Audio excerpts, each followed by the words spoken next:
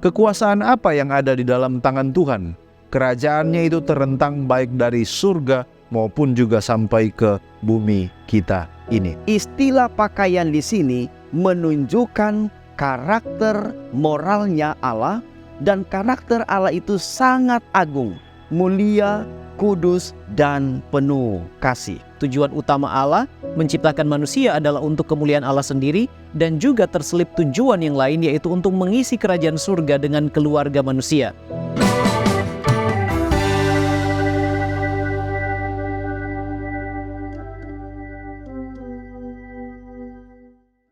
Shalom, berjumpa kembali di dalam program pendalaman Alkitab melalui pelajaran Sekolah Sabat bersama dengan kami Cornelius Media. Kita sudah tiba di pelajaran yang ketiga dengan tema Tuhan berkuasa. Saya Pendeta Edward Taliwongso ditemani oleh Pendeta Jerry Mangirongkonda dan juga Pendeta Widodo Purwanto. Kita akan menggali lebih dalam pelajaran Sekolah Sabat kita, dan kiranya saudara-saudaraku telah mempersiapkan diri ketika kita akan mengikuti program pendalaman Alkitab ini. Mari kita tunduk kepala dan kita berdoa. Bapa kami Allah yang Maha Baik, kami membutuhkan pertolongan-Mu untuk memahami firman-Mu melalui pelajaran Sekolah Sabat. Urapi hati kami, pikiran kami, untuk dapat melihat keagungan, kebesaran Tuhan melalui kitab Mazmur. Di dalam nama Yesus Kristus kami sudah berdoa. Amin. Seperti biasanya ada 4 bagian di dalam program ini. Yang pertama dasar Alkitabiah, pelajaran sepanjang pekan ini. Yang kedua, kita mencoba menggali makna dari ayat inti. Yang ketiga, pertanyaan-pertanyaan yang muncul dari pelajaran hari per hari. Dan bagian akhir kita tiba kepada aplikasi. Mari kita lihat yang pertama, yaitu dasar Alkitabiah pelajaran pekan ini. Mazmur pasal 8 mengungkapkan keagungan dan kebesaran Tuhan melalui penciptaan alam semesta dan bagaimana hubungan khususnya dengan manusia. Manusia diangkat tinggi di antara ciptaan Allah, dan Mazmur ini menciptakan rasa kagum tentang kebesaran Sang Pencipta.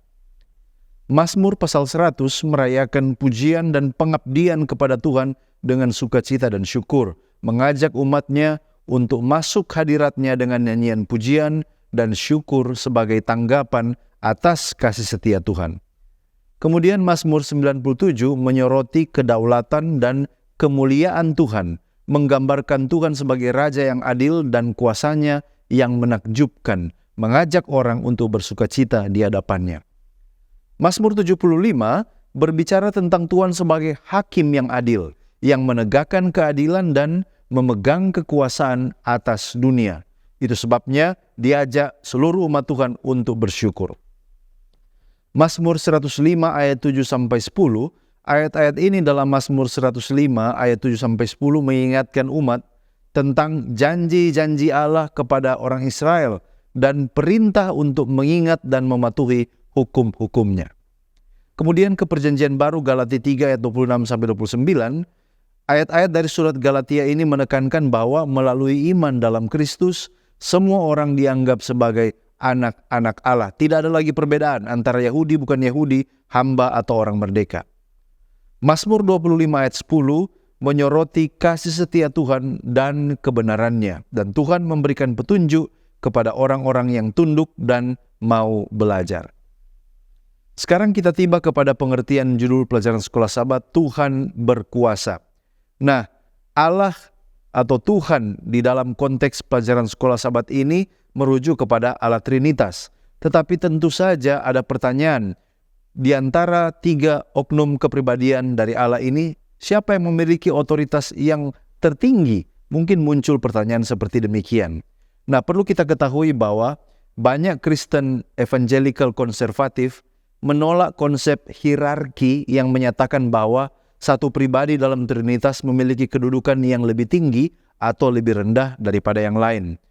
Kita cenderung mengakui kesejajaran dan kesetaraan pribadi-pribadi di dalam keilahian, meskipun mereka memiliki fungsi dan peran yang berbeda di dalam karya penyelamatan. Dan inilah juga yang dipegang oleh Gereja Maseaten Hari ke-7, sebagaimana tertuang di dalam kepercayaan Gereja Maseaten Hari ke-7 bab kedua tentang kealahan di halaman ke-29. Di sana dikatakan, Tidak ada jarak antara pribadi-pribadi dari Tuhan Tritunggal. Ketiganya adalah ilahi, namun mereka berbagi kuasa dan kualitas keilahian. Dalam organisasi manusia, otoritas final terletak pada satu orang, contohnya presiden, raja, atau perdana menteri. Tetapi di dalam kealahan, otoritas terakhir berada pada ketiganya. Jadi tidak ada hierarki tentang siapa yang lebih tinggi, tetapi tiga kepribadian ini adalah membagi di dalam tugas penyelamatan bagi manusia. Pertanyaan tentang Allah dan kekuasaannya, bagaimana dia berkuasa dan atas siapa Allah itu berkuasa. Mazmur 22 ayat 28 mengatakan, sebab Tuhanlah yang empunya kerajaan, dialah yang memerintah atas bangsa-bangsa. Jadi maksudnya, menurut konteks pelajaran sekolah Sabat dan kitab Mazmur, Tuhan itu berkuasa karena keilahiannya. Jadi kekuasaannya didasarkan pada haknya sebagai Allah yang menciptakan dan memelihara segala sesuatu. Jadi dia memelihara segala sesuatu. Kekuasaan apa yang ada di dalam tangan Tuhan? Kalau kita baca Mazmur 103 ayat 19, Tuhan telah menetapkan tahtanya di sorga dan kerajaannya berkuasa atas segala sesuatu. Saya tekankan, kerajaannya berkuasa atas segala sesuatu. Jadi, kekuasaan Tuhan melibatkan penguasaan atas seluruh alam semesta dan segala yang ada di dalamnya. Tangan Tuhan memegang otoritas tertinggi. Kerajaannya itu terentang baik dari surga maupun juga sampai ke bumi kita ini. Inilah pendahuluan yang akan menolong saudara dan saya untuk memahami Tuhan berkuasa di dalam konteks Mazmur. Puji Tuhan, terima kasih pendeta. Saudara-saudara, kini tiba pada ayat inti pelajaran sekolah Sabat yang terdapat dalam Mazmur 93 ayat 1. Tuhan adalah Raja. Ia berpakaian kemegahan, Tuhan berpakaian berikat pinggang kekuatan, sungguh telah tegak dunia, tidak bergoyang. Nah, setelah kita membaca akan ayat tema ini, muncul pertanyaan, apa konteks dan latar belakang perikop ini? Nah, saudara-saudara, judul perikop Mazmur 93 adalah Tuhan Raja yang Kekal. Pasal ini menyatakan bahwa Tuhan adalah sebagai penguasa alam semesta. Pasal ini juga memberikan gambaran penobatan Tuhan atas takhta yang didirikannya dari kekal sampai kekal. Mazmur ini atau perikop ini adalah Mazmur pertama dari rangkaian Mazmur untuk kerajaan, yaitu dari Mazmur 93 sampai Mazmur 101, yang di dalamnya memuliakan Allah sebagai pencipta dan Tuhan. Nah, Mazmur 93 juga menunjukkan kuasanya dalam mengendalikan ciptaan, dalam mengalahkan musuh-musuhnya, dalam kesetiaan firman-Nya, dan dalam kekudusan rumah-Nya. Penulis Mazmur ini atau perikop ini tidak diketahui, namun diduga kuat bahwa perikop ini ditulis setelah Bait Allah dibangun atau setelah Raja Daud wafat. Nah, dan tampaknya struktur perikop dari teks ini atau konteks ini disusun dengan mempertimbangkan adanya bahaya yang mengancam bangsa Israel dari satu kekuatan yang tidak bersahabat dengan mereka. Dalam Mazmur 93 ayat 1-4. Dan tujuan dari Mazmur ini atau perikop ini adalah untuk menanamkan kepercayaan kepada Allah dan memberikan keyakinan kepada bangsa itu bahwa Allah memimpin mereka dan kerajaannya atau kerajaan Israel akan aman. Sekarang pertanyaan, apa pengertian pakaian kemegahan dan berikat pinggang kekuatan? Frasa itu ada di ayat tema pelajaran sekolah Sabat. Nah, saudara-saudara, Biblical Illustrator menyaksikan Tuhan berpakaian kemegahan adalah puisi yang menggambarkan bahwa alam semesta sebagai kostum sang pencipta yang agung.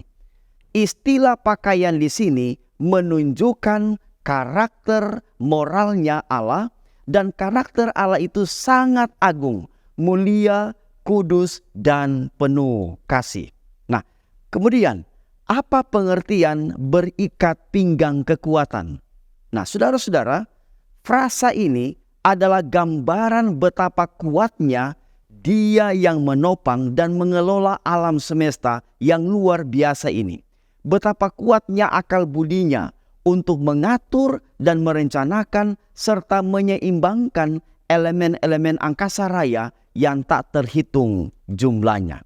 Jadi, dapat kita simpulkan bahwa Tuhan berpakaian dan berikat pinggang kekuatan adalah sebuah metafora terhadap karakter Allah dan moral Allah yang agung, dan betapa terselami akal budi Tuhan dalam mengatur dan menopang alam semesta dan menjaga keseimbangan jagat raya ini. Ya, dari ayat ini kita berpindah kepada pokok penting lain dari diskusi kita, yaitu Tuhan telah menciptakan kita. Nah, mengapa Tuhan menciptakan kita manusia? Tentu Tuhan memiliki alasan dan tujuannya sendiri di dalam menciptakan manusia. Tujuan utama dari Allah menciptakan manusia sesuai dengan Yesaya 43 ayat yang ke-7 adalah untuk menyatakan kemuliaan Tuhan penciptanya. Ayat ini mengatakan semua orang yang disebutkan dengan namaku yang kuciptakan untuk kemuliaanku, yang kubentuk dan yang juga kujadikan. Kemudian Nyonya White mengatakan dalam buku Our Father Cares halaman 194, Tuhan menciptakan manusia untuk kemuliaannya sendiri, agar setelah ujian dan pencobaan keluarga manusia dapat menjadi satu dengan keluarga surgawi. Adalah tujuan Tuhan untuk mengisi kembali surga dengan keluarga manusia jika mereka mau menunjukkan diri mereka taat pada setiap firman-Nya. Jadi pena inspirasi menegaskan bahwa tujuan utama Allah menciptakan manusia adalah untuk kemuliaan Allah sendiri, dan juga terselip tujuan yang lain, yaitu untuk mengisi kerajaan surga dengan keluarga manusia. Itulah tujuan yang pertama. Tujuan lain Allah menciptakan manusia adalah untuk berkuasa atas ciptaan-ciptaan yang lain. Kejadian 1 ayat yang ke-26 katakan, berfirmanlah Allah, baiklah kita menjadikan manusia menurut gambar dan rupa kita, supaya mereka berkuasa atas ikan-ikan di laut, burung-burung di udara, dan atas ternak, dan atas seluruh bumi, dan atas segala binatang melata yang merayap di bumi. Kemudian Mazmur 8 ayat 7 bagian A menegaskan hal ini dengan berkata, engkau membuat manusia, dia manusia, berkuasa atas buatan tanganmu. Dijelaskan dalam 2 ayat selanjutnya, maksudnya adalah binatang-binatang. Jadi manusia berkuasa atas binatang-binatang.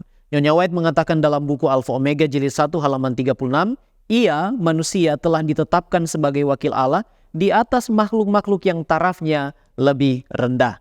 Kemudian yang terakhir dari maksud Allah menciptakan manusia adalah untuk mengurus dan memelihara.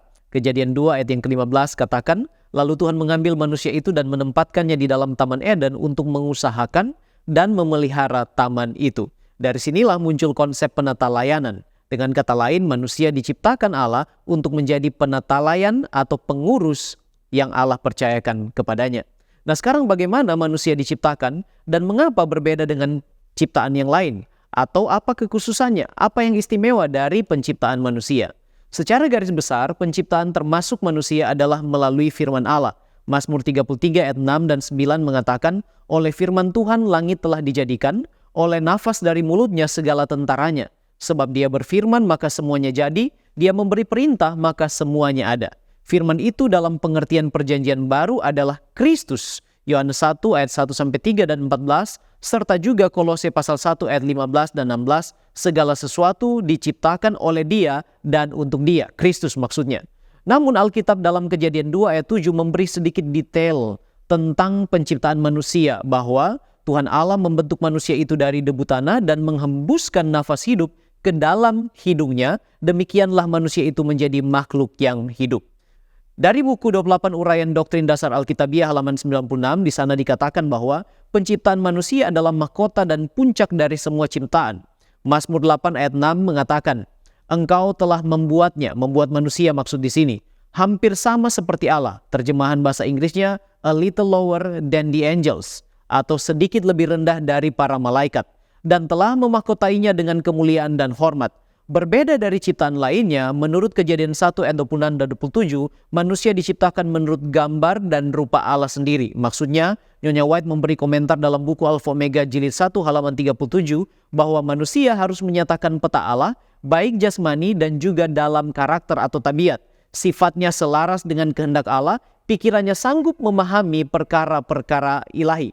Sedangkan ciptaan yang lain yang berada di bawah kekuasaan manusia, menurut sumber yang sama, mereka ini tidak dapat mengerti atau mengakui kekuasaan Allah, tetapi mereka dijadikan atau diciptakan dengan suatu kesanggupan untuk mencintai dan melayani manusia.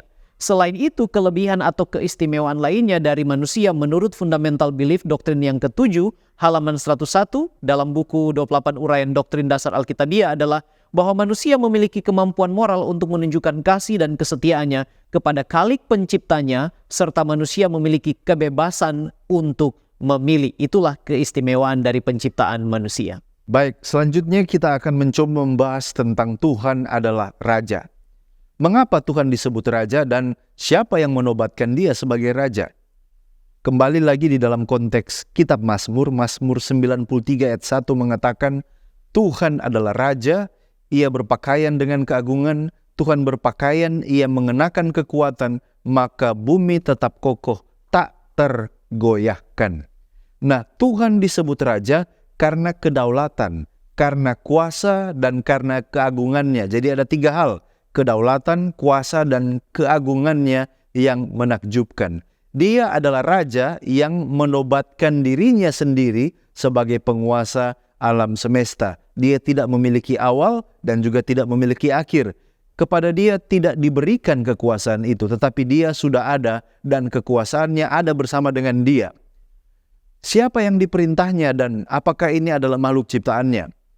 Kalau kita baca di dalam Mazmur 100 ayat 3, di sana dikatakan, ketahuilah bahwa Tuhan dialah Allah, Dialah yang menjadikan kita dan bukan kita sendiri, umatnya dan kawanan dombanya.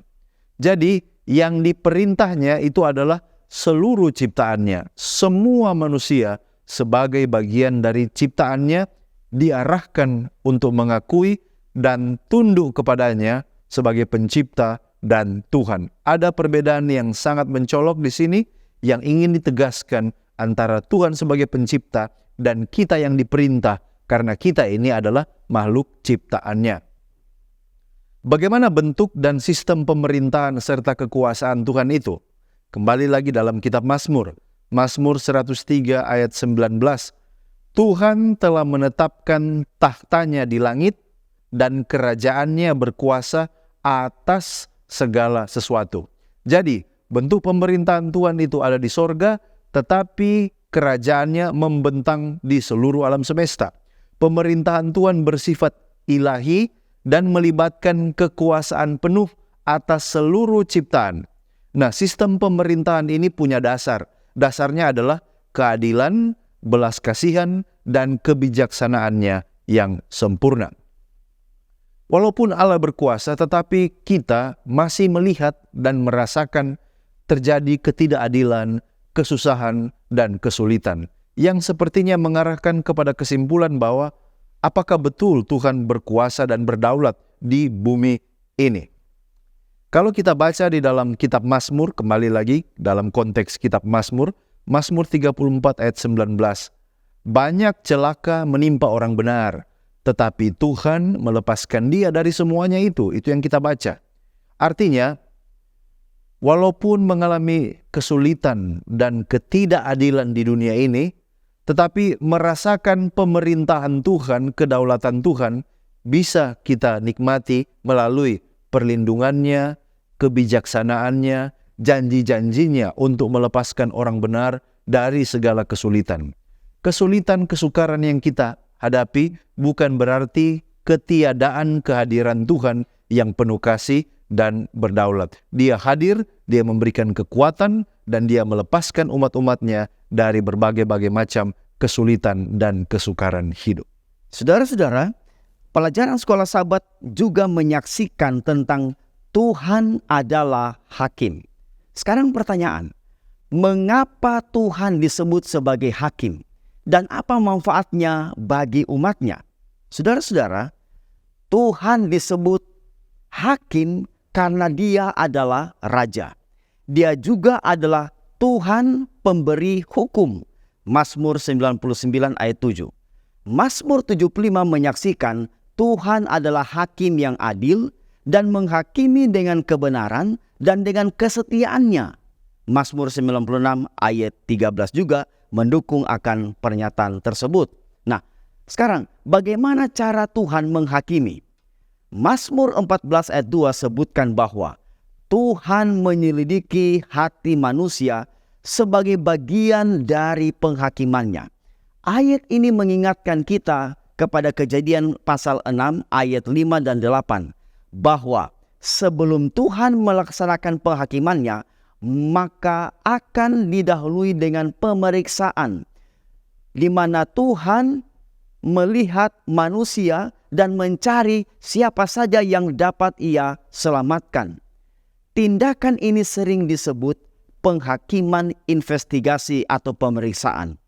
Inilah saat di mana Allah membela orang benar dan membebaskan umatnya dari orang jahat.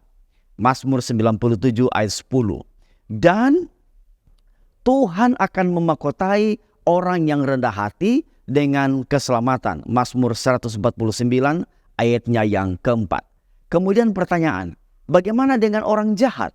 Nah, apa yang terjadi dengan orang yang menolak Dia atau orang jahat? Mazmur 97 ayat 3 mengatakan, orang fasik yang tidak bertobat dihancurkan selama-lamanya. Mazmur 75 dan Yeremia 25 ayat 15, kemudian Wahyu 14 ayat 10 adalah gambaran penghakiman eksekutif yang akan terjadi pada zaman akhir. Pertanyaan, apa tujuan penghakiman itu? Tujuannya adalah untuk menyatakan kasih dan keadilan Tuhan kepada alam semesta dan untuk kesiapan umatnya bagi kedatangannya yang mulia, yaitu kedatangan Yesus yang kedua kali. Nah, jadi dapat kita simpulkan bahwa penghakiman Allah itu dimulai dari umat Allah itu sendiri yang disebut dengan penghakiman pemeriksaan. Kemudian penghakiman penghukuman bagi orang-orang fasik atau orang-orang jahat yang disebut dengan penghakiman eksekutif yang akan berlangsung di zaman akhir. Ya, terima kasih pendeta. Sekarang kita akan membahas topik selalu mengingat janjinya. Apa janji Tuhan yang dimaksud di sini, terutama dalam konteks pelajaran kitab Mazmur? Konteks dekat dari kitab Mazmur tentang janji Tuhan adalah perjanjiannya dengan Israel sejak dari Abraham, di mana Allah adalah pihak yang selalu setia memegang perjanjian yang diikrarkannya kepada umatnya. Mazmur 105 ayat 8-10 mengatakan, Ia ingat untuk selama-lamanya akan perjanjiannya, firman yang diperintahkannya kepada 1000 angkatan, yang diikatnya dengan Abraham dan akan sumpahnya kepada Ishak. Diadakannya hal itu menjadi ketetapan bagi Yakub, menjadi perjanjian kekal bagi Israel. Jadi ada beberapa poin. Yang pertama, Mazmur 103 mengatakan Allah mengampuni dan menyembuhkan. Dia ingin menjaga perjanjiannya. Kemudian Mazmur 105, Dia melindungi, melipat gandakan mereka, membuat mereka menjadi banyak, membebaskan mereka, dan menyediakan segala kebutuhan mereka sehari-hari di dalam kehidupan mereka. Jadi Allah setia di dalam perjanjiannya dengan menyediakan segala kebutuhan bangsa Israel yang mereka perlukan tentunya. Nah, dalam konteks perjanjian ini, Israel adalah umatnya, miliknya yang dijaga dan dilindunginya. Diampuni dari dosanya, diberkati, diajar, dituntun dan dikuatkannya. Bahkan dalam konteks penghakiman, Allah akan memelihara dan menyelamatkan mereka. Itu janjinya, agar mereka dapat juga menceritakan tentang siapa Allah kepada bangsa-bangsa lain. Nah, dalam konteks perjanjian baru, kita pun adalah umat kepunyaan Allah. 1 Petrus pasal 2 ayat 9 mengatakan, tetapi kamulah bangsa yang terpilih, imamat yang rajani, bangsa yang kudus, umat kepunyaan Allah sendiri, supaya kamu memberitakan perbuatan-perbuatan yang besar dari Dia yang telah memanggil kamu keluar dari kegelapan kepada terangnya yang ajaib. Artinya, bagi kita juga janji yang sama diberlakukan. Nah, sekarang kapan pemenuhan atas janji tersebut? Serta apa persyaratannya? Dalam konteks sejarah, janji itu telah digenapi dari satu generasi kepada generasi yang lain, mulai dari Abraham sampai kepada bangsa Israel. Allah telah terbukti menuntun dan memelihara Abraham dan keturunan-keturunannya selanjutnya, walaupun di sana ada jatuh bangun, maju mundurnya, sebab perjanjian ini adalah perjanjian yang bersyarat. Apa syaratnya? Syaratnya adalah penurutan. Alfa Omega Jilid 1 halaman 440 mengatakan, hukum Allah adalah dasar dari perjanjian ini, yang secara sederhana merupakan pengaturan untuk membawa manusia kembali ke dalam keselarasan dengan kehendak ilahi, menempatkan mereka di tempat di mana mereka dapat menuruti atau mentaati hukum Allah. Itulah sebabnya Ulangan pasal 28 ayat 1 dan 2 mengatakan, jika engkau baik-baik mendengarkan suara Tuhan Allahmu dan melakukan dengan setia segala perintahnya yang kusampaikan kepadamu pada hari ini, maka Tuhan Allahmu akan mengangkat engkau di atas segala bangsa di bumi. Segala berkat ini akan datang kepadamu dan menjadi bagianmu jika engkau mendengarkan suara Tuhan Allahmu. Sebaliknya, bila mereka melanggar firman Allah atau perintah, ketetapan, dan hukum-hukumnya, maka kutuk yang akan berlaku dalam kehidupan mereka. Mazmur 89 ayat 32 mengatakan, jika ketetapanku mereka langgar dan tidak berpegang pada perintah-perintahku, maka aku akan membalas pelanggaran mereka dengan gada dan kesalahan mereka dengan pukulan-pukulan. Jadi syarat ini, yaitu penurutan kepada firman dan hukum Allah, juga berlaku bagi umat Tuhan sekarang ini, termasuk saya dan saudara sekalian. Nah, bahkan dalam konteks keselamatan, Nyonya White mengatakan dalam buku That I May Know Him halaman 299, di bawah perjanjian yang baru, syarat-syarat untuk memperoleh hidup yang kekal adalah sama dengan syarat-syarat di bawah perjanjian yang lama, yaitu ketaatan atau penurutan yang sempurna. Kabar baiknya, penurutan yang sempurna itu digenapi di dalam kehidupan Yesus Kristus. Oleh iman kepadanya, kesempurnaan, penurutan, dan kebenarannya lah yang akan diperhitungkan agar janji hidup kekal itu mungkin bagi manusia yang berdosa, termasuk saya dan saudara sekalian. Baik, terima kasih pendeta. Sekarang kita bicara tentang kesaksian Tuhan yang sangat teguh di dalam konteks pelajaran sekolah sahabat kita. Kita baca bahwa ada Taurat, ada hukum, ada aturan yang diberikan. Mengapa itu diberikan dan apa tujuan itu diberikan kepada kita melalui firman-Nya? Jawabannya adalah untuk menyatakan bahwa Allah itu kasih. Bahkan kalau kita terus mempelajari kitab Mazmur, kita akan temukan bahwa kitab Mazmur ini, kalau kita baca di dalam terang karakter dan kasih dan anugerah Allah, maka kita lihat Tuhan ingin menyelamatkan dan memulihkan kita manusia. Ellen White dalam buku Langkah kepada Kristus halaman 21 mengatakan, semakin kita mempelajari karakter ilahi di bawah terang salib, semakin kita dapat melihat belas kasihan, kelembutan, dan pengampunan yang berpadu dengan keadilan, dan semakin jelas kita menemukan bukti yang tak terhitung banyaknya tentang kasih yang tak terbatas serta belas kasihan yang penuh kelemah lembutan melampaui kasih seorang ibu kepada anaknya yang nakal. Jadi mengapa Tuhan memberikan hukumnya? Supaya kita melihat bahwa hukumnya itu adalah gambaran tabiatnya yang penuh kasih. Hukumnya diberikan untuk kebahagiaan kita manusia. Hukumnya kalau dibaca dalam terang salibnya, maka itu adalah kepeduliannya demi kebahagiaan dan keselamatan anak-anaknya. Kira-kira apa pahala kalau kita menurut hukum? Dan apa konsekuensinya kalau kita menolak untuk menurut hukum Allah? Ada beberapa di dalam konteks kitab Mazmur yang bisa kita temukan. Yang pertama, orang yang menurut hukum Allah, hidupnya itu akan mengalami stabilitas dan juga ada kekuatan rohani.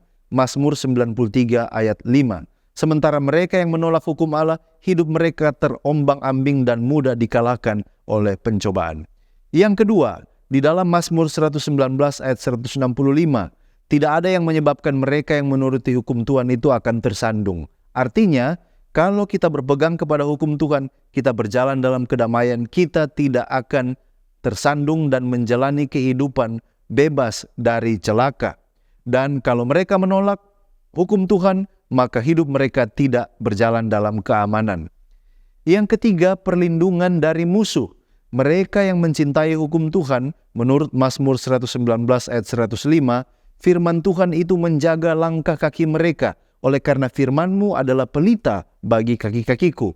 Ini akan melindungi umatnya dari tipu daya dan jeratan setan yang tersembunyi. Lalu kemudian yang keempat, mereka yang mencintai hukum Tuhan akan mengalami kedamaian yang besar. Mazmur 119 ayat 165, kedamaian besar bagi mereka yang mencintai hukum-hukum-Mu. Tetapi mereka yang menolak hukum Tuhan, mereka tidak akan dipenuhi dengan damai sejahtera di dalam kehidupan mereka. Lalu selanjutnya tentang tersandung. Mazmur 119 ayat 165. Tidak ada yang akan menyebabkan mereka yang menuruti hukum Tuhan ini akan tersandung.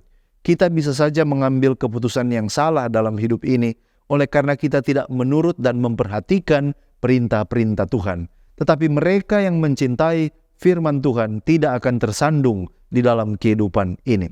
Lalu kemudian tahan terhadap penghakiman Allah. Mazmur 119 ayat 161 mengatakan bahwa mereka yang mencintai hukum Allah, mereka ini dapat berdiri dengan penuh kepercayaan diri ketika menghadapi penghakiman Allah. Sedangkan mereka yang menolak hukum Allah, mereka tidak memiliki jaminan pada hari penghakiman nanti. Lalu kemudian, mereka yang mencintai hukum Allah, mereka ini menikmati kedekatan atau keintiman dengan Tuhan. Mazmur 1 ayat 2 dan 6 mengatakan, mereka yang kesukaannya ialah Taurat Tuhan, yang merenungkan Taurat itu siang dan malam, Tuhan mengenal orang-orang seperti demikian. Tetapi mereka yang menolak hukum-hukum Tuhan, maka mereka tidak menikmati kedekatan dengan Tuhan. Mereka bagaikan orang fasik seperti sekam yang ditiupkan oleh angin. Nah, melalui semua ayat yang sudah kita baca tadi, terlihat bahwa umat yang hidup dalam ketaatan terhadap hukum Tuhan akan merasakan berkat, perlindungan, dan kedekatan dengan Khalik Pencipta mereka. Berbicara tentang keadilan Allah, mengapa kita menemukan ada contoh seperti di dalam Alkitab? Contohnya bagaimana pekabaran Nabi Yunus kepada kota Niniwe. Kota Niniwe ini kemudian diampuni dari konsekuensi yang sebenarnya harus mereka terima, tetapi tidak jadi dijatuhkan penghakiman kepada mereka. Apa dasar pembebasan atau pengampunan dari konsekuensi yang seharusnya menimpa kota Niniwe? Ada beberapa hal yang menjadi dasar pertimbangan mengapa penghakiman itu tidak jadi dijatuhkan kepada kota Niniwe. Yang pertama, oleh karena pertobatan dari umat-umat di Niniwe. Kita baca itu di dalam Yunus 3 ayat 10, ketika Allah melihat perbuatan mereka, bahwa mereka itu berbalik dari tingkah laku mereka yang jahat, maka Tuhan menyesal karena malapetaka yang telah Dia rancangkan. Jadi yang pertama adalah pertobatan dari orang Niniwe. Yang kedua, yang mendasari mengapa penghakiman itu tidak jadi dilaksanakan oleh karena rasa belas kasihan Allah. Yunus 4 ayat 2 mengatakan, Aku tahu bahwa Engkaulah Allah yang pengasih dan penyayang, yang panjang sabar dan berlimpah kasih setia, serta yang menyesal karena malapetaka yang hendak didatangkannya. Dan yang ketiga, alasan yang ketiga, mengapa penghakiman itu tidak dijatuhkan oleh karena rasa keadilan Allah. Yunus 4 ayat 11 mengatakan bahwa bagaimana Tuhan begitu mengasihi kota Niniwe, kota yang besar itu dengan penduduknya yang 120.000 orang, yang tidak tahu membedakan tangan kanan dan tangan kiri dengan ternaknya yang sangat banyak. Bagaimana mungkin Tuhan akan membinasakan mereka ketika mereka belum diberikan kesempatan untuk menerima dan bertobat? Jadi inilah yang menjadi dasar bahwa Allah pada akhirnya tidak menjatuhkan penghukuman kepada orang-orang Niniwe oleh karena Ia adalah Allah yang kasih, yang berbelas kasihan, dan yang berkeadilan. Cocok dengan gambaran tentang Allah di dalam kitab Mazmur. Saudara-saudara, dalam konteks sekolah Sabat, apa rahasia permohonan kita dijawab saat kita menyampaikan doa Mazmur? Ini pertanyaan. Nah, minimal ada 4 yang harus kita lakukan agar permohonan kita dijawab saat kita menyampaikan doa Mazmur. Yang pertama adalah percaya dan berpegang pada perjanjian Allah. Mazmur 94 ayat 14 dan Mazmur 105 ayat 8-10. Di sini Allah menyatakan bahwa Ia mau mengampuni dosa, Dia mau mengajar, Dia mau memberkati, dan Dia akan menguatkan umatnya saat umatnya lemah. Yang kedua, orang yang mengikat perjanjian dengan Tuhan dipanggil untuk hidup dengan cara memuliakan Tuhan. Mazmur 105 ayat 42 sampai ayat 44. Yang ketiga, perjanjian itu menuntut untuk menjadi saksi Tuhan bagi orang banyak atau bangsa lain. Mazmur 105 ayat 1 dan 2. Lalu yang keempat, tinggal di hadirat Tuhan dan memiliki hubungan yang erat dengan Tuhan. Mazmur 119 ayat 161. Inilah 4 bagian yang boleh membuat permohonan kita akan dijawab ketika kita menyampaikan doa Mazmur. Kemudian pertanyaan, dalam Mazmur seperti apa karakter Allah di balik segala kegiatan dan otoritasnya? Bagaimana Mazmur menggambarkan akan karakter Allah tersebut? Saudara-saudara, buku Mazmur memberi informasi tentang Allah sebagai pencipta, sebagai raja, sebagai hakim, sebagai juru selamat perjanjian, dan pemberi hukum. Termasuk Allah digambarkan juga sebagai gembala. Nah, buku Mazmur bukan hanya memberi informasi tentang gelar Allah, tetapi karakter Allah yaitu kasih. Mazmur 103:8, karakter kasih dan anugerah Allah yang memberikan manusia keselamatan dan pemulihan dari orang jahat kepada orang benar, dari kegelapan kepada terangnya yang ajaib. Ellen G. White saksikan dalam buku Langkah kepada Kristus halaman 21. Makin kita mempelajari karakter ilahi di bawah terang salib, semakin kita dapat melihat belas kasihan, kelemah lembutan, dan pengampunan yang berpadu dengan keadilan, dan semakin jelas kita menemukan bukti yang tidak terhitung banyaknya tentang kasih yang tak terbatas serta belas kasihan yang penuh kelemah lembutan melampaui kasih seorang ibu kepada anaknya. Jadi, dapat kita simpulkan, dasar dari semua karya yang Allah lakukan untuk manusia adalah kasih. Mengapa? Karena Allah itu adalah kasih.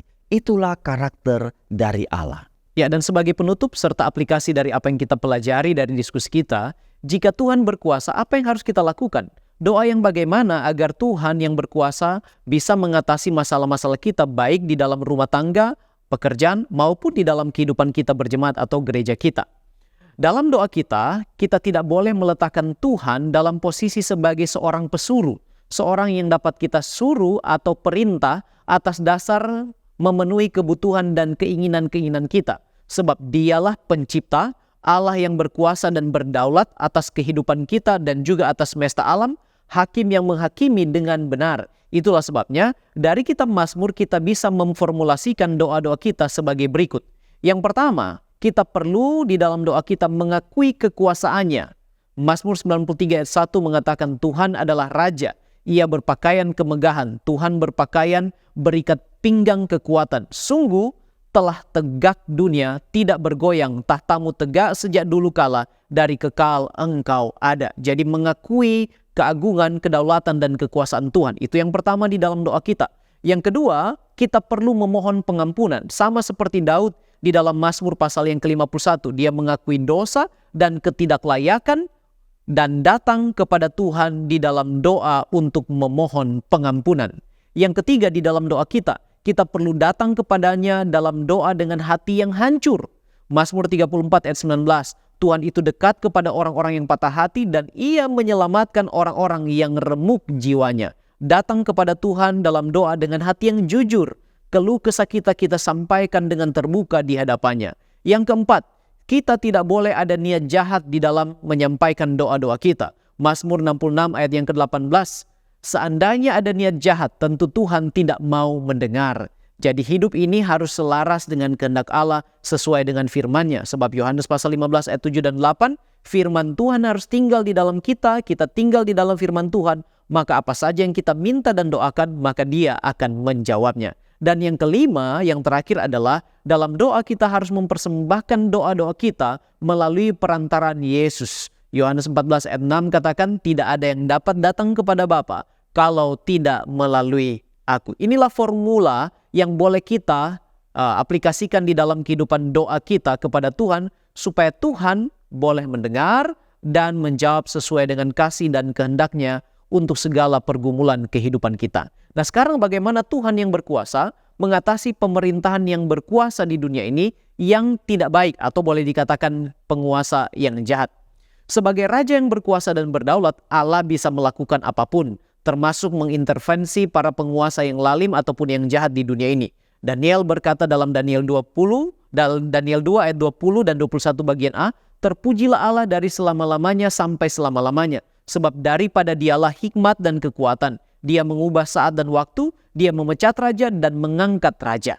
Namun kalaupun itu tidak terjadi, kita perlu ingat Yesus katakan bahwa kerajaanku, kata Yesus, bukan dari dunia ini. Yohanes 18 ayat 36, jawab Yesus, "Kerajaanku bukan dari dunia ini. Jika kerajaanku dari dunia ini, pasti hamba-hambaku telah melawan supaya aku jangan diserahkan kepada orang-orang Yahudi.